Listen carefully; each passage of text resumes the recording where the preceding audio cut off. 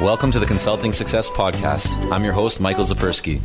In this podcast, we'll dive deep into the world of elite consultants, where you'll learn the strategies, tactics, and mindset to grow a highly profitable and successful consulting business. Hi there, and welcome back to another episode of the Consulting Success Podcast. Joining Michael on the show today is Jeremiah Shirk, who is the CEO of Showpiece Solutions, where he acts as a non-traditional business consultant, coach, or COO. His methodology involves addressing complex organizational issues, fostering clarity and forward momentum.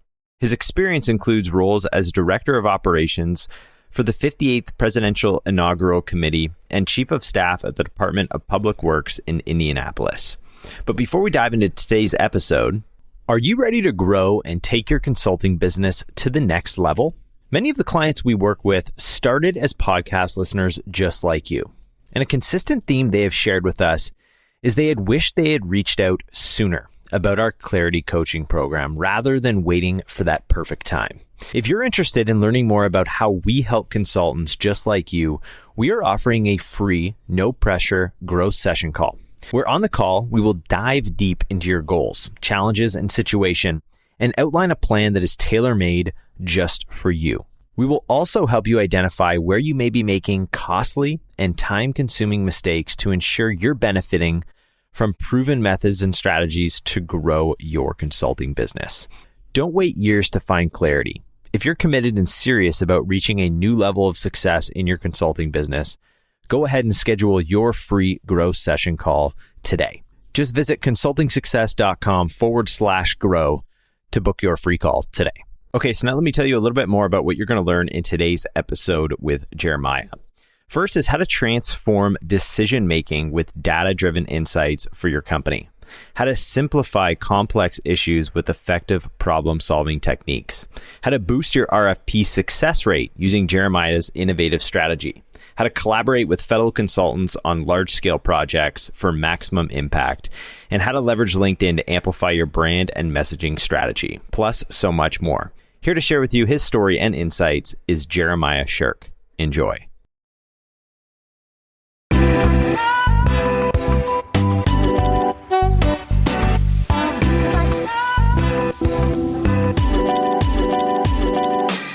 Hey, Jeremiah, welcome. Thank you, Michael. It's an honor to be here. Thanks for having me. Yeah, I'm excited to dive into our conversation.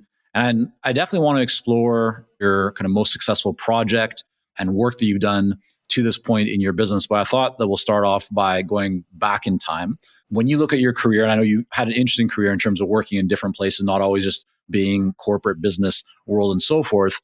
I wonder what experience prior to starting your own consulting business do you feel was most helpful and valuable as you now kind of look with the benefit of hindsight? Well, I was thinking about a similar question earlier today. And when I was in junior high school, we were in a really small school. So there were like 300 kids, 7th and 8th grade and we were in an old elementary school that could barely house that many people.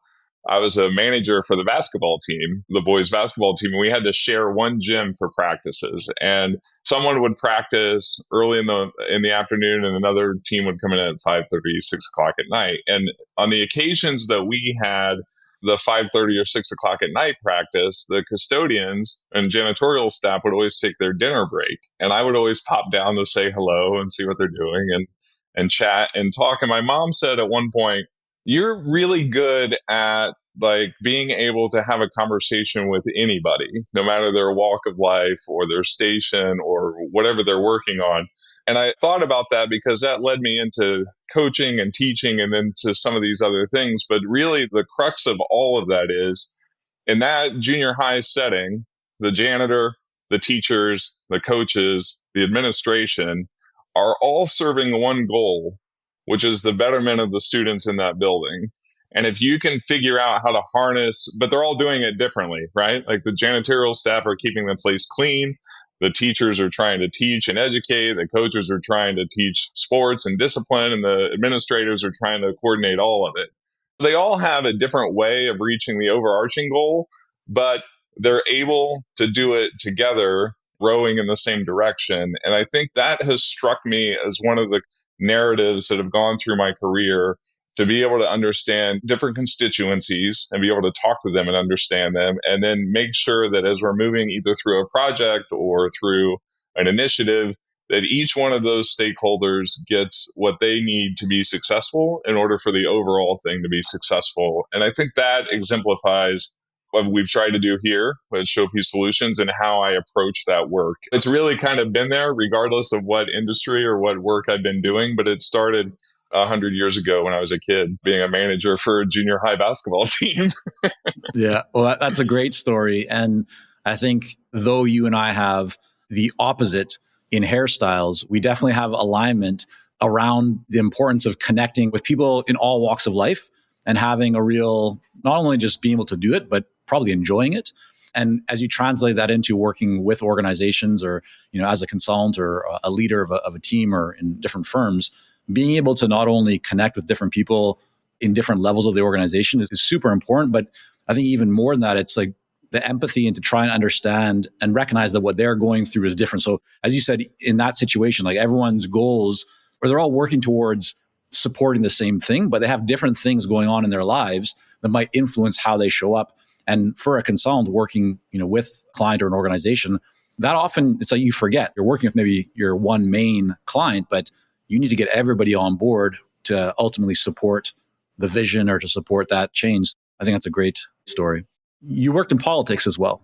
And I wonder what that taught you, because for those that have not worked in politics, me being one of those people, I have no idea what it's really like. I mean, I've talked with many people over the years who have. I'd love to hear your experience around working in politics and if there was anything from that you were maybe able to pull into now being a business leader and working with clients and all the stuff that you do. What stands out for you? There are some really rich experiences in public service, and I would recommend that anyone that has the chance to do it, because every day is different and you'll learn something along the way every single day. It's hard, but it's also really fun because it's challenging. And I think the thing that sticks out to me is building an organization or an agency. Some of this you may hear me say small p political versus big P political, because again, it goes back to everyone is trying to reach some sort of excellence in what they're doing. It just may not have the rhetoric around it. They're trying to get there in their own way, and there might be an overarching rhetoric that gets us into that big P political space. So I like to keep it kind of the nuts and bolts. I had the opportunity to work in municipal government and some other areas, but the municipal government piece is really interesting because I was working in the Midwest, and mayors in the Midwest get elected and reelected by their ability to pick up trash, to plow snow, and to fill potholes, right? And I'm sitting in Nashville, Tennessee as we record this, and we're in the midst of a little bit of a snowstorm here, and that doesn't happen here very often. But it reminds me of, we were working, and my agency was in public works, so we were responsible for those things I just told you that gets mayors reelected. And we were having some pushback from some elected officials and residents in the city related to the efficacy of the snow plowing operation. When I asked those questions of our public information officer and our operations team, they're telling me, we're out there, we're doing it, it's happening. It's just people aren't seeing it always happen, or they think that we've skipped over their road, et cetera, et cetera. And I thought there has to be a better way for us to tell this story while we're out there on the news every day saying snowplows are out 24/7. We have this many crew. We're using this amount of material. And by material, I mean road salt and the like. And these are the numbers behind it. We weren't really giving enough transparency into the agency for people to believe it. And I talked with our operations team and said, how are we sure that the folks that are out there plowing the street are hitting their routes and doing the things they're supposed to? And they said, well, they radio in when they finish a route and it goes into it was called Snowforce software system. And so we're able to track where people have been and what they're doing. And I said, so interesting. So I called our IT people and said, hey, is there a way to build a communications bridge between what we're already doing onto like adjustable GIS map so that we can now use this for our communications team, and it creates accountability for our team. So now we've built communications and transparency, which leads to an overarching accountability to the work that we're doing. It was highly successful in that the amount of complaints reduced immediately. the ability of our operations team and leadership to go look and say, oh, okay, why are we missing things in District 2 and or why is District 2 4 hours ahead of District 1? It created space for people to ask better questions so we could have better answers in our communications channel. So I think I tell that story to say transparency is important because it leads to accountability, which then informs your communication strategy so that everyone can feel like they have the information they need to understand what's happening and also to tell us if we're wrong. But without those things, it was just everything's wrong and we had no ability to answer it. How would you maybe take that same example and apply it to maybe something from within your business right now, from working with clients? Is there a situation that maybe was recent or even a year or two ago where that same kind of approach to transparency, to focusing more on communication, that you could just talk about or share? Yeah, I had a recent project actually. It's similar in the context or in the framework, if you will. The senior leadership felt like they had a personnel and a people problem. And I was able to dive in. And by the way, the work we do here, it's not transactional. This is really deep work. Like we dive in, we sit next to you, we try to become a part of what you're doing so we can understand it kind of as we've talked here earlier in the podcast. But the overarching question was, we think we have a people problem. Can you come help us solve this? Sure, let me take a look. And the data showed that they did have a people problem. But if you dove into the qualitative data and talked to their team, what was really happening is they had a systems problem. And that's where the snowing operation is the same idea. It's the people versus systems. And there was a gap in the systems that now allowed the people to be successful. So in the recent scenario, we found that they could throw as many people at these issues as they wanted. The infrastructure, command and control, and the infrastructure around the work those people were supposed to be doing wasn't there in a position to support them for them to be successful. And so it's going to continue to just spiral into this. We have a people problem. And we only figured that out by really candid conversations with people up and down the org chart to understand where the failure points were and where the pain points were, and then took a comprehensive look at what they were actually trying to accomplish, and then be able to say, okay, well, here are the three kind of failure points along the way that makes it look like you have a personnel or people problem, when in fact you have a structural problem related to the systems you have in place. At the beginning of that engagement, before you maybe the proposal was signed or agreement signed, like before you actually kind of went into the building, did you have a sense that it was not a people problem or that there might be more going on? Or were you thinking, yeah, okay, the client says this is a people problem, let's go and fix the people problem? Like, what was your perspective on that early on? I always take folks for their word and what they say, but I also will ask them harder questions than they may have thought through. And it usually starts with, okay, well, how can we think about this differently? And everyone has an idea about what that might look like. But it also gives you a glimpse into the areas where they aren't necessarily exploring it, but they've had the thought. And so you can peel the onion back on some of those things and see if there's any fruit on the other side of it by asking questions like that. Or I had a contractor working with me on that particular project, and she always laughed because every time we engaged with the client, I would always end the conversation with, what have we not asked you that we should have? And you're always going to get this better than anyone. You're always going to get really rich information out of that because they're expecting one avenue here, and we may drill down through that. And I may have been able to explore some areas that they hadn't thought about previously. But the same holds true for them, right? They might have expected me to be working down Avenue B, if you will, and we didn't touch on that enough. And that allows us even further conversation, which starts to build that trust and transparency so that we can have really candid and hard conversations when we need to. What percentage of your business today is public sector? I would say it's roughly about 50-50, frankly. Some of it's in connection with other firms doing work for public entities. I asked that question because oftentimes people's experience with public sector work, especially if they're new to it, it's very slow moving. It's hard to even get in with the RFPs and these big documents. You have a unique experience or maybe angle or view on this because you've worked inside kind of the public sector. You now also consult and work with clients inside the public sector. What do you think people often misunderstand or don't see that if they saw it, if they truly understood it, they would likely be more successful working with public sector clients? Generally, folks have a tendency to take what's in the RFQ or the RFP and respond to that and that only. And they spend a lot of time in those documents saying, here's everything we've done in the history of our company, and here's why we're relevant. And if you're responding to that RFP or RFQ, you're already relevant to some degree, and the qualifications, in my mind, become a secondary or tertiary priority rather than do you understand what we're asking you to do and what value can you bring to that question or that issue, and hit me with that early. Now, I say all that because that's how I wanted to read those things when I was sitting in that chair.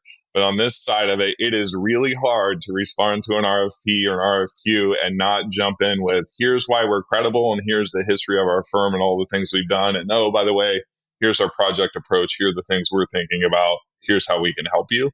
You fight it all day long. One response, you might do it. The next response, you can't, because you just can't get yourself to get away from trying to create your credibility off the bat. To me, it would be refreshing if people, and even folks receiving them or would write them in a way, tell us what you're bringing to us, where's the value, and what are we not thinking about, and then give us that stuff on the back end, and we'll look at credentials and so on later down in the priority list. And how do you think about public sector work from the perspective of private sector clients? You can directly interact, right? You can build that relationship. There's a lot more kind of quote unquote control over that process. Whereas with the public sector, in many cases, you may not actually know, who the real buyer is, or it's hard to get a direct line to talk with that decision maker before you submit your response or your proposal. So I'm just wondering, in terms of when you think about growing your business and what you can control and what you can't control, how do you personally, Jeremiah, go into thinking about selecting to work with public versus private sector? And of course, you have a 50-50 balance, so there's some diversification there. But just, how do you think about those two lines of business? In a couple of ways. From the public sector perspective, of course, once those requests are on the street, staff can't talk to anybody. So the relationships have to be built long before that work hits the ground. And that may not ever go anywhere, but that's the challenge with business development for any industry. Frankly, you learn in some of the stories we talked about already, if you can build those relationships, people are paying attention to what you're doing. And then when you're able to respond to those documents when they hit the street, it helps you do that. And for me, the public-private relationship building doesn't change because that's how I approach all of it. And that's where all of my work to date has come from. I have not had a client that hasn't been a return client in the history of my firm because of the relationships we build. And as I said earlier, we sit alongside and we help them become successful so that they achieve what they need to do. And by the way, we'll probably make it better, and that helps them build a legacy moving forward. So every client that I've had to date has re-engaged in another project or initiative since the day we opened the door. And that's something I'm really proud of. That also makes some of the work in business development even more challenging because now you've got to continue to keep those relationships intact and full and strong while you're going out to build the others. And then it's the word of mouth, it's the strategic partnerships. I think that as a consultant, we have a tendency in the industry, if you will, to say, hey, we can help you. We're really smart. And we don't always take that advice for ourselves, right? So I've done that a couple of things internally to help the firm be better, but it's certainly looking for strategic partners to go get some of that work and maybe tie into the work they're doing so we can talk about it from an overarching package rather than each of us trying to fight for some piece or some RFP kind of back to the public sector space. So those strategic partnerships and those relationships are really, to your point, a fast track, if you will, on that long runway in public work. Hey, it's Michael here, and we'll be right back to the podcast. But first, are you ready to grow, scale, and take your consulting business and marketing to the next level? If so, our Clarity Coaching program may be a great fit for you. You'll work with our experienced team to set up a strategic plan for your business and coach you step by step in areas like how to consistently attract more leads, develop a magnetic message that resonates with your ideal clients, strategically package and position your services, earn higher fees, win more proposals, and scale your business. To find out more about Clarity Coaching and apply, go to consultingsuccess.com and click on coaching. You mentioned that every client that you've had since you opened the company has come back at some point for additional work. I think that's a situation that most consultants and firm owners would love to be in, right? That's a very positive thing. You said that's a result of working closely, caring, being human, investing in the relationship, and all that, Jeremiah, sounds great. But that's the same kind of thing that really anybody might be able to say. So I'd love if I could just push you a little bit more there. If you can think about, and what I'm trying to get at is, what could somebody maybe learn from what you're doing? What's maybe something tactical or just something that you've done that you think maybe others don't do or don't do enough that is paramount and key to that kind of recurring line of business from clients? I think it's answering the next question and solving the next problem. Like I talked about candor earlier, and there are times when I'm going to say things that they don't like. And I don't think a lot of people in the consulting industry like to do that because they don't want to ruffle feathers or upset a client. I'm the guy that's going to say it, and then we're going to deal with it. Well, it depends. Because some people don't even know how to bring that up for the exact reason that you mentioned it. So is there some language, right, specific word that you use that you find tends to, do you ask, for example, I'd love to share something with you that X, is that okay with you? Or do you just come out and say it? What's your approach? It depends on the setting, frankly. I think there are a couple of different ways you could do it. So, for example, if you have something that you're going to say to a client, I'm thinking back of the systems problem, not people problem client. I knew I needed to give them some challenging feedback. I kind of said that. We went to happy hour and dinner, and they're like, what do you think? How's it going? I'm like, we'll write the report. We'll get some actionable items back to you, but this is going to hurt. So you kind of throw the test balloon a little bit. And then I pulled the CEO aside in a later meeting before we presented to his leadership team and said, here are the things that we're going to talk about in this report. And I need to make sure that you're okay with it. And, or if you want me to tone down the tenor, the delivery, whatever. And I expected copious edits and that request. And he said, no, you're good. Go ahead. And so now we're in the full leadership team. And that was essentially the support the CEO gave for me to say, okay, guys, here's everything. And I promised you when we started this engagement to be completely candid and full transparency on everything we've done. And you saw that in the report. Now I'm going to give you our thoughts and our tactics to help move you forward. If you so choose to do that, we think this is the right way to move forward. Let's argue about it. Let's discuss it. Let's agree or disagree, and then build a priority system coming out of that. So that's an example of how to do it. There are multiple ways, but the other way you would do it is on the front end. You would ask the really challenging questions when you're looking at this qualitative data to try to understand where their triggers are, where they're sensitive, where they're not, and how you might be able to use those to the advantage of not only the work you're doing, but the firm moving forward. Some of that's just you're getting them to think about things a little bit differently. And that allows you to deliver some more critical feedback if it's so required. And it's not always required, right? But to answer your question, in this scenario, it was required, and that's how we went about it. No, I mean, you make a really important point, and I think this is an area that many consultants, even sometimes those that have been in the business for many years, hesitate or feel a little bit uncomfortable around, which is giving real candid feedback and being direct with clients. But in my experience over last couple decades, that's what good clients want, right? They're not bringing a good client doesn't bring on a consultant just because they want to hear the same things or have a yes person around them. They're already surrounded by those kinds of people. They want help, they want change. And so they're looking for a real expert like that. You've mentioned throughout the conversation so far, Jeremiah, we. Explain we. What does the company look like in terms of the structure? And because I know you've also talked about contractors and bringing people on. So just explain for everybody joining us, what does your company look like? Structure, number of people, just kind of lay that out. Yeah. So it started with just me and an email address, as they all do, right? And my first client actually was trying to hire me full time. And I said, hey, what if we think about this differently, as we've discussed here? And essentially said, I don't think I can have the impact you want me to have if I'm inside the organization. So would you consider building a different relationship here. And that's where the shingle went out and they became my first client and have been a client from day one. That was really fun and exciting and scary, as everyone that's on your podcast with you talks about.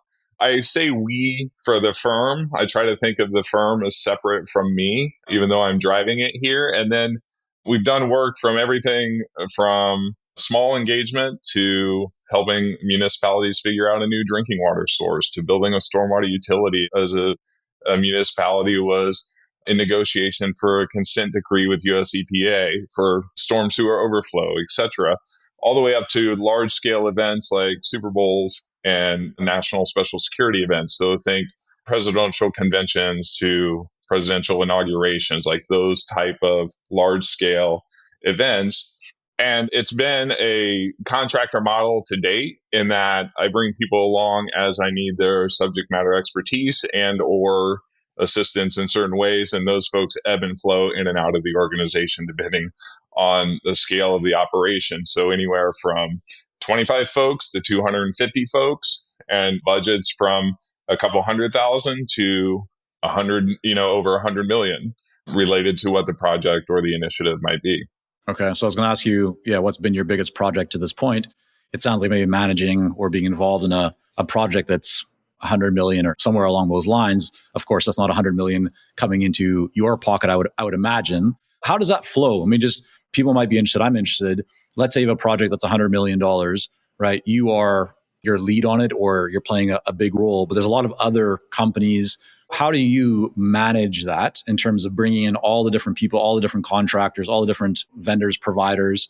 Is all that kind of coming through your company, or are you finding a separate project manager that's managing it, or a separate company? Because when you have hundreds of people for a one-time event that you're working towards, just managing the communications of that is a full-time job, never mind everything else going on. So how do you go about managing a project of that size?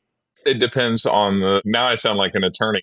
It depends on it depends Disclaimer, on this is not financial advice. This is not legal advice, everyone. Let's make that very clear. Share what you can. I mean, just interesting to know kind of how you would go about or how you think about a project of that size.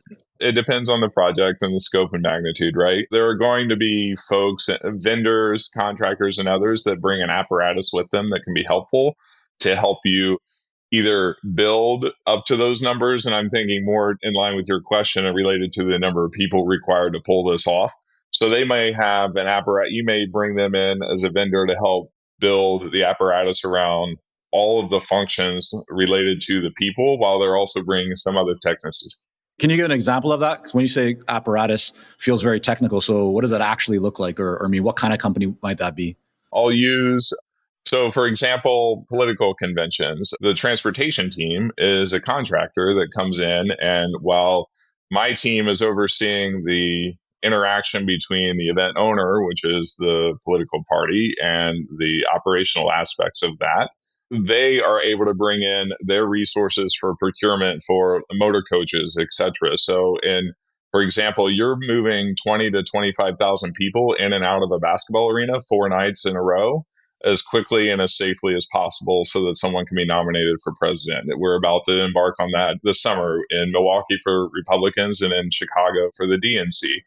Those folks are able to bring that apparatus with them that allows them to go procure 450 motor coaches and the people behind it to manage that, if you will, overarching puppeteering, what that might look like. And then we work together operationally with other stakeholders, law enforcement, U.S. Secret Service, the city, and so on, to help make sure that that works, that we can get those folks in and out of the event campus as quickly, reliably, and safely as possible for those 4 nights, that one of our 2 candidates can be nominated for president, and then they're off into the general election. So that's an example of that transportation vendor has that apparatus around them that helps strengthen what we're trying to do. Meanwhile, my team is still over here interfacing with all the stakeholders we need to, but there are also other pieces that don't touch that part, even if we're focused on the transportation aspect, like how are people moving around campus from it. I've always thought of transportation not just being wheels, but also feet and wheelchairs and mobility assistance, right? Like, so how are pedestrians moving through campus to get where they need to go? What things do we need to be thinking about related to what our operations team is doing so that that guest experience from the moment they arrive in the respective city till the time they go home, we've thought about that guest throughput and transportation being a huge part of that. I'll play devil's advocate for a moment because some people may be wondering this. So I hope this serves some of our listeners or people viewing.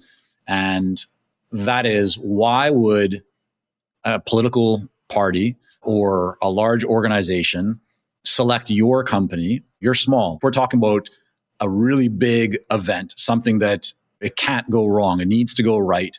It's, call it tens or hundreds of millions of dollars or whatever it might be, thousands or tens of thousands of people. Why would that organization select a small company like yours as opposed to going and saying, let's get one of these quote unquote, larger, proven, bigger names to help us? Because sometimes, right, there's that belief in the marketplace and inside of lots of organizations that there's more risk selecting a smaller company or smaller firm. And so even if something goes wrong, it's better for something to go wrong with a well-known, name as opposed to picking a smaller consultant or firm where it's not as established.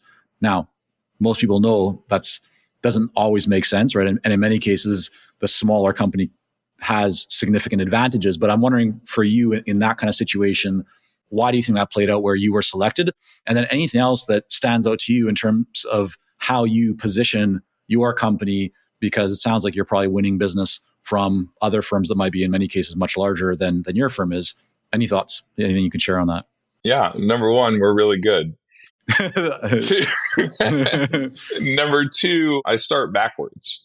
Most people say, like, I'll give a story to this here in a moment, but we need to have this many people this way, and this is how we want it to work. I start the other way and say, how do we make this work from the end goal and work backwards, finding as many failure points as possible and then trying to mitigate against them with, whether it's official or not, some sort of risk matrix that gets us to decide, okay, we're willing to take X risk, but not Y, and that changes the scenario. And then we'll start scenario planning against those things. Do you bring that, what you're talking about now, into the early conversation before? How do you take that approach, which sounds like it's very powerful, right? Well thought out, would be very valuable for a client. How do prospective clients even know that that's something that you're going to do? Where are you communicating that differentiation or that valuable approach that you have? I would say by experience and explaining some of those stories. One example of this is I could do a million and I'm going to shift to a different event. But we were planning for, this is where we made a mistake. That's why this is fun. The Super Bowl Boulevard is essentially an Olympic village around Super Bowl each year, which is about to happen in Las Vegas this year. Or maybe by the time this airs will be over, but it had happened in Las Vegas in February. And I was fortunate enough to serve on the local host committee in Indianapolis for Super Bowl 46, where our leadership team created what we call the Super Bowl Village. And we spent 2 years planning against that because we were going to have 2 stages, a zip line in the middle of Indianapolis going 800 feet down a city street, 8 stories tall, 70, 90 concerts in a 10-day period of time, all in support of the NFL's event, which was the NFL Experience that took over roughly 1 million square feet of the convention center for that fan interactive space. So we were like, cool, the NFL can have that. We're going to throw a party for everybody in Indianapolis that can't go to the game on Super Bowl Sunday because most local folks aren't going to that game. And we spent 2 years planning, what's that look like? What's the guest experience look like? Oh my God, we got to close all these streets. How are people going to get to work and move around downtown? And we spent an inordinate amount of time building vehicular traffic patterns and what that would look like, communicating that, building the security apparatus around it, and so on. Where we made a mistake was we always undersold what this village might look like from a attendance perspective. We always thought somewhere between, maybe 10 or 50,000 people over the course of a day would kind of roll through here, have a beer, watch the chainsaw ice sculptor guy build something cool, jump on the zip line, and go home. What happened was, Michael, you and your friends came down on Wednesday, had a hell of a time. and you told all your relatives to come with you, and you all came back on Thursday, and then you came back with more people on Friday, and it grew to, by the time we got to the Friday night before Super Bowl, we had 250,000 people in a 3-block area in a downtown environment with nowhere for those folks to go. The failure point was we were more successful than we thought we were going to be, and we didn't adequately at the time, and this is in 2012, we didn't adequately at the time think about pedestrian access and pedestrian blowout for an event of that size, because we just never thought it was going to be that large. Now, one caveat is February in Indianapolis isn't always the warmest place in the world, but we had an average of like 48 to 53 degrees all week long for Super Bowl to happen in Indianapolis. And that's part of the reason why the NFL and others have considered that to be the best one ever. And we still believe that, those of us that helped be a part of it. But those are the things that you can learn from and then be able to communicate that to potential clients, that here are failure points that have happened and here are ways these are the kinds of things we're thinking about to help you make sure that you're successful through that kind of risk management program. So Jeremy, I would say from hearing that, right, clearly you have very deep and even wide expertise, right? You've done a lot, you've seen a lot, you've been through a lot. I can understand that you bring that to the conversations with prospective clients or just people that you know, right, in a face-to-face or a Zoom or whatever it might be. Outside of that, is there anything that you do or your company does to communicate, to share that kind of knowledge, to cast a bit of a wider net that might help from a marketing perspective or even just an education perspective, so that when you're having conversations, people already know the extent of what you can do or your experiences? Yeah, I think I mentioned it earlier, but I wouldn't be a good consultant if I didn't hire consultants when I needed it. And I was struggling with trying to find that voice and that narrative. I have, in the last, I think we're like 14 or 15 months now, have been working with a firm out of North Carolina. They're phenomenal. Have been, one, to craft that narrative and to find that voice, and then to be able to build upon that. And we've done a web rewrite with a content strategy and started building on case studies and blog posts and so on. We've increased activity on LinkedIn, which seems to be a place that are getting a little more engagement to help broaden that space. And I've leaned on them, one, to help get my word vomit into something that is digestible for people to read or hear and understand, and keep it simple. These stories on a podcast are great because you can tell the whole story when you're trying to get someone's attention and explain, here's the problem, here's the solution, here's why we're different. That requires some really good brains to make that concise and digestible for folks. They have been really great in helping me think about that, but also pulling out some of these nuggets so they can build content around it. And I let them run free. Of course, I have edit power, but there are a few things that they help create that I have very strong opinions on an edit, because they know how to talk about those things and write and talk about those things in the right way. And as of today, or as of this podcast, we've really been focusing on building more content to tell this story and to tell how it's different, because it is different.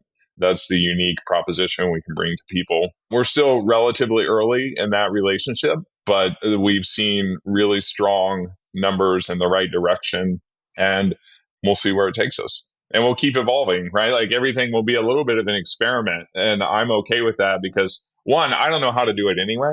But two, I'm willing, if they have an idea, to say, yeah, let's give it a try. Let's see what the numbers tell us. If I am coming into an organization saying, hey, let's be data informed and systems driven and so on, and people powered and all those kinds of things, if I'm not doing the same thing with my own business with experts that can help me, then that's a really disingenuous message. I don't want to be a part of that. What was the tipping point, or what made you decide to do this? So you've been in business for a period of time, and you've built it just based, it sounds like, on doing great work and relationships. But from what I'm hearing, right, there was a tipping point where you decided, okay, I do need to start getting the word out there more. I need to share a bit more of this through case studies or blog posts or LinkedIn. What was it? What made you decide to make that investment and actually do it? Two reasons. One, I wanted to create a legacy moving forward that we could do really good work and help people and help them do great work, which it's a disservice to the universe if we're not sharing our talent and skill with folks, right? And it's also a disservice if I'm not helping other people share their talent and skill with the universe. What made you decide that though? Like, where did that come from? The decision about the legacy? The legacy has always been important, but I think it's important in a different way. So, for example, I could have named this Jeremiah's the smartest person in the world consulting firm, and I didn't because I didn't want it tied to me. I wanted it tied to if I can build this correctly, then this moves on after I'm involved in a positive way to continue to impact people in the right way. That was a deliberate decision on my part to not put my name in the title of the company and so on. Now, here in the early years, has it been largely driven by my personality and my experience? Absolutely. But over time, I want to step away from that and build it so that it's its own entity. The second really simple answer to your question is you got to have cash flow to do it. And so I needed to be in a place where I could afford to pay these folks the dollar amount that they require to do the kind of work, the high quality, deep work that I want people to hire me for. I wanted them to do the same and be able to have the appropriate investment to do that. Otherwise, I could have hired someone to just go out there and be tweeting all day for me, but that doesn't tell the story and it's too broad. It's not deep enough. And I wanted to really get deep into it to make sure we did it right. So it sounds like it's a sizable, solid investment that you're making. Any model or that you use to assess as you made this decision, what did you want to see or how did you think about the investment? Was it based on ROI of like, if I land one client out of this, it's X amount, like it's going to be a positive ROI? Or is it I need to have a certain amount of money in the bank or we need to get to this level of revenue? Was there any kind of model or way that you thought about making that decision to invest in this way in the business? The first answer is I was selfish and I wanted them to invest in me in the manner I invest in others. I needed to feel comfortable with them seeing the warts, like the mistakes I'd made. And here's the story I'm trying to tell. Can you help me craft it in the right way? I didn't want them to say, I wanted a customized approach, which is essentially what I give people. I was being selfish for me and the firm. Not just, hey, I can drive. I mean, we could all have software systems that drive our numbers all day long because of the ability that those things do, SEO and AI and other things that can just get you in front of people. But those aren't the people that are going to hire my firm anyway, because we have to get past that first, like, hey, we need a consultant. Okay, well, what do we want them to do? Right?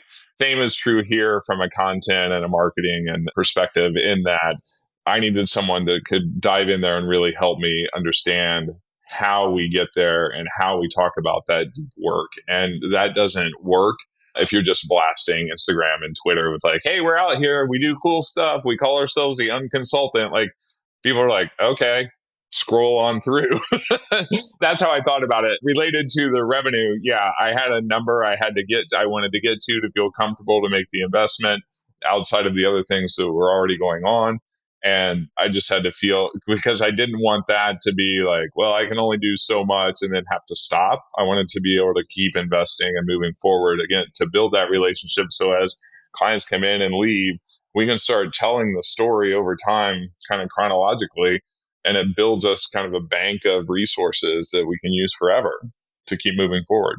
Before we wrap up, I'll ask you one more question, and that is, how do you define success? In what way?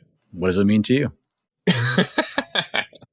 There are all kinds of ways to answer that. There's personally, there's professionally, there's from a business perspective, there's an impact on the world.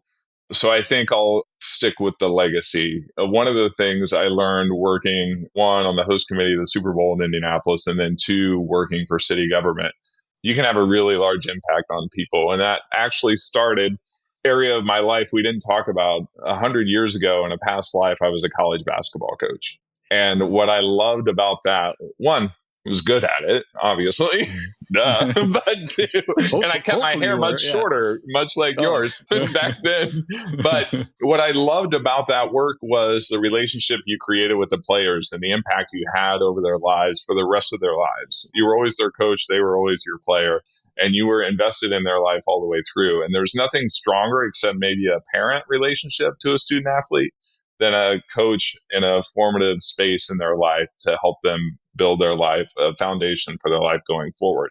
And I thought that was the greatest thrill in the world. And it really was cool. But it was only for 15 people at a time. And what I saw when we built the Super Bowl in Indianapolis was the impact that an event could have on a community, and the way you could, one, change the event, but also change how a city thinks and operates and so on to make it better.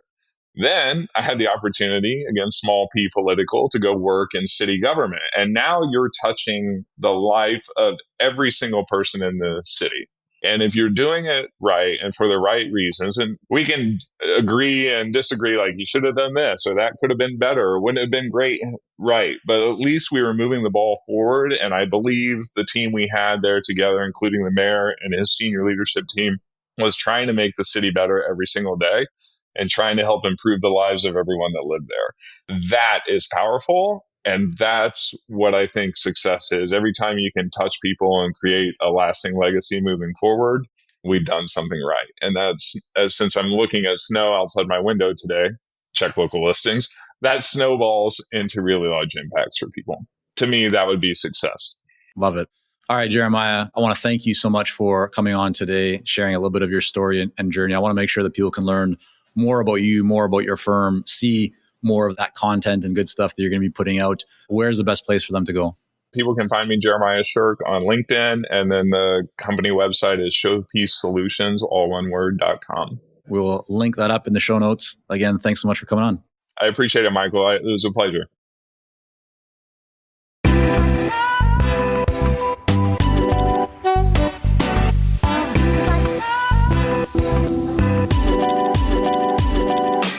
And there you have it for today's episode between Michael and Jeremiah. If you enjoyed today's podcast, then be sure to hit that subscribe button wherever you listen to your favorite shows.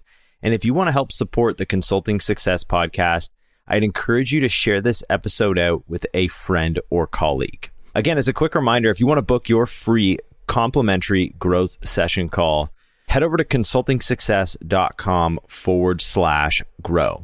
A quick note, for links to everything referenced in today's episode with Jeremiah, you can visit his episode page, which you'll be able to find over at consultingsuccess.com. That's the end of the line for us this week. We're going to be back next week with another episode. Until next time.